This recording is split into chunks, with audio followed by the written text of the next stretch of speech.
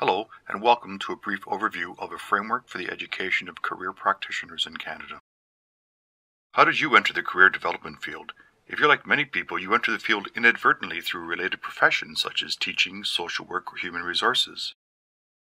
This wealth and diversity of experience has no doubt made the career development profession in Canada the valuable landscape that it is today. Still, there are some disadvantages to the current career development landscape. Sunny Hansen, a professor of educational psychology, stated that career work has become an anyone-can-do-it profession, not the type of reputation that any profession wants. Let's take a moment to look at another field, nursing. It's a profession in which education and occupational scope are very clear. For example, a nurse practitioner who has the broadest scope of practice holds 1 to 2 years of postgraduate training in addition to a nursing degree. Meanwhile, a registered nurse holds an undergraduate degree and has somewhat less responsibility than a nurse practitioner. And finally, a practical nurse has a 1 or 2 year college education and works under the direction of a registered nurse. In nursing, we see a clear scope of practice tied to specific educational backgrounds, whereas in the field of career development, this type of clarity does not exist. With this situation in mind, we formed a working group of career educators from across the country to explore how to bring more coherence to the career development field in Canada. This work was generously funded by CEREC, the Canadian Education and Research Institute for Counselling. What grew from this initiative was the development of a framework to propose educational benchmarks for various scopes of career development practice. The same general idea as what exists in nursing, though not as highly structured. Developing such a framework offers a number of benefits. First, a framework would promote the professional identity of the field. Second, an educational framework would increase consumer education and confidence. The public would learn where to look for and what to expect from employment or career-related assistance. Third, a framework would assist career practitioners with their own career planning. This is a quick snapshot of the framework. We will explain the details in the following slides. Before we begin, it's very important to note that this framework represents the field's ideal future, not its present. Many practitioners currently working in the field do not have career development specific training and are nonetheless doing excellent work. So, we support any grandfathering mechanism that would serve to include, rather than disenfranchise, these existing practitioners. Now back to the framework.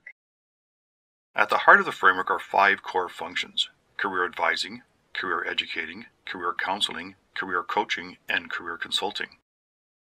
These core functions pertain to activities carried out directly with clients, in other words, direct service provision.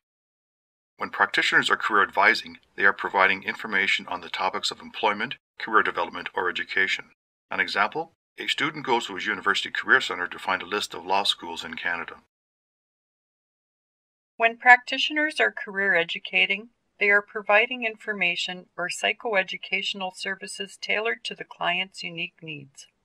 An example, a client recently laid off from a manufacturing position goes to a community employment center to get some help determining his transferable skills. When practitioners are career counseling, they are involved in a formal relationship encompassing holistic and therapeutic efforts to help a client identify and adapt to work and life decisions and circumstances. An example, a recent immigrant to Canada is feeling isolated and discouraged about her job search and shares these difficulties with the career practitioner. When practitioners are career coaching, they are working coactively with clients to help them achieve specific, measurable results in their work lives. An example, an engineering consultant seeks assistance from a coach to identify steps he can take to gain partner status in his firm. When practitioners are career consulting, they are involved in designing and delivering a wide variety of career initiatives within organizations. These initiatives could be connected to job placement, talent development, or downsizing and restructuring plans. Each of these 5 functions is unique, and doing them well requires different kinds of educational preparation. This framework identifies 3 levels of education as follows. A Level 1 education involves completion of a certificate program at a college or university, specifically in career development. This level of education does not involve prior completion of a diploma or degree. A Level 2 education involves completion of either a diploma or an undergraduate degree specifically in career development, or completion of a diploma or degree in a field unrelated to career development, plus a certificate in career development. A Level 3 education involves completion of a graduate degree, such as a master's degree, in counseling psychology or a related area, with coursework completed in the area of career development. This framework specifies what each level of education prepares a career practitioner to perform in terms of the 5 functions. Participants in our study determined that a Level 1 education should ideally fully prepare a practitioner to carry out the career advising function. It should also partially prepare a practitioner to carry out the career educating function, but it would not prepare practitioners to carry out career counseling, coaching, or consulting functions. It was decided that a Level 2 education should fully prepare practitioners to carry out the career advising and educating functions. It should partially prepare a practitioner to carry out the career counseling, coaching, and consulting functions. A Level 3 education should fully prepare practitioners to carry out the functions of career advising, educating, counseling, coaching, and consulting. As you are thinking this through, please remember once again that the framework portrays an ideal future. At the current time, educational programs in career development vary widely and may not be seen to correspond to the 5 functions as is being proposed. You may be noticing that we haven't mentioned any core competencies in the framework so far, but the educational framework was in fact designed based on the assumption that comprehensive standards for skills, knowledge, and attitudes must be held up for the competent and successful performance of any core function. Switching gears a little, you'll see that below the core functions on the framework are 5 leadership functions. These leadership functions may individually or collectively comprise a significant portion of the daily activities of some practitioners in the field. These 5 functions do not regularly involve direct interaction with clients, but rather serve to augment the reach and effectiveness of career development efforts within society at large or organizations as a whole. These 5 leadership functions are mostly self-explanatory, but we will draw your attention to one in particular: systemic change. Systemic change refers to activities that transform approaches, programs, or policies in the career development field at the micro or macro level, with the intention of improving services within the field. For instance, planning how to help underserved populations gain access to career and employment services would be just one example of how a practitioner could be involved in systemic change. Overall, this framework for the education of career practitioners in Canada proposes that together, the 5 leadership functions and the 5 core functions make up the majority of work done within the career development field.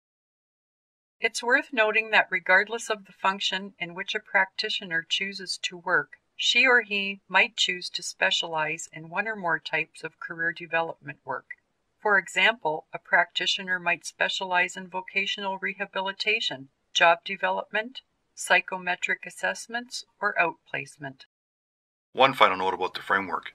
It's important to mention that it currently refers only to formal post-secondary training programs that lead to credentials, and not to other more informal community-based or private training initiatives. We do recognize that there are many excellent non-formal training programs designed to enhance career development performance. However, they haven't been included in the framework because they vary widely in length and scope of content, making it very difficult to formally attach them to this framework.